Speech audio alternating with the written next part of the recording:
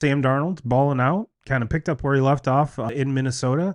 There's a lot of folks going, okay, Sam, get your bag from Seattle, and this team's going to be terrible. They're going to be going through a rebuild, but that's not really the case so far. So we're going to take a peek into that and look at the upcoming schedule for both the NFL and college football slate. What a college football slate. Oh my gosh, if you have to go to a wedding on Saturday, I do feel sorry for you because this slate is fantastic. Fantastic.